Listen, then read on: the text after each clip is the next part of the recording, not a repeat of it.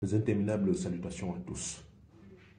Il n'y a pas très longtemps, je vous faisais part d'un certain nombre de médias du côté de la République centrafricaine engagés dans euh, euh, la fausse information, la manipulation, mais surtout le chantage.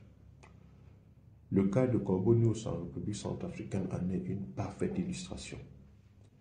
D'ailleurs, je voudrais vous rappeler que ce média a été suspendu par Facebook pour ces cas de mauvaise information, de manipulation et de chantage. Ce média appartenant à un certain Alain Silo, qui est aujourd'hui au Canada, a décidé de faire chemin avec un ancien premier ministre au nom de Martin Ziguélé, après avoir tenté par moult reprises de travailler, si vous voulez, avec le gouvernement à l'effet de faire une sorte de promotion de je ne sais quoi. Donc ce refus du gouvernement l'a amené donc à embrasser l'opposition et même de chercher un certain nombre de financements du côté de la France pour poursuivre sa sale besogne. Et donc, la suspension de ce média sur Facebook a amené le média français de Méridien à mener un certain nombre d'enquêtes dont les résultats sont clairs. Le Corbeau News serait impliqué, comme je vous l'ai dit, dans la fabrication des fausses informations, la manipulation et le chantage. Aujourd'hui, ce monsieur a décidé de faire chemin, comme je vous le disais, avec Martin Ziguélé, qui est aujourd'hui un acteur de l'opposition. Et c'est ça sa méthode de travail.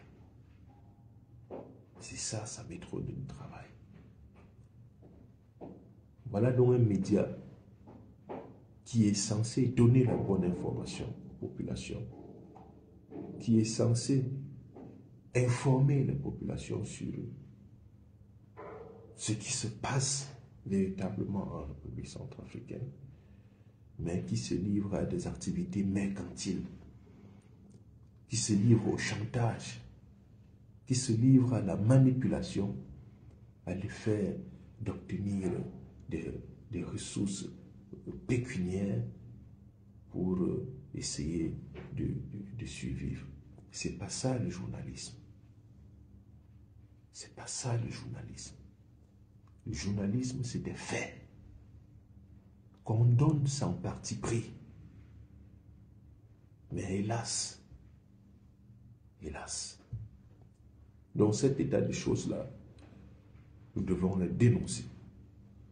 Parce que la République centrafricaine a énormément souffert et a besoin aujourd'hui que ces populations soient informées en temps réel sur ce qui se passe effectivement sur son territoire, sans qu'il y ait une moindre manipulation, moindre chantage, qu'il y ait la diffusion de fausses informations à l'effet de garer des gens. Donc, c'est ce que je tenais à dire et préciser que Corbeau News n'est pas un média indépendant. Il ne faut pas du tout croire à l'indépendance de ce média appelé Corbeau News. Ce sont des spécialistes en chantage, en fabrication de fausses informations et en manipulation.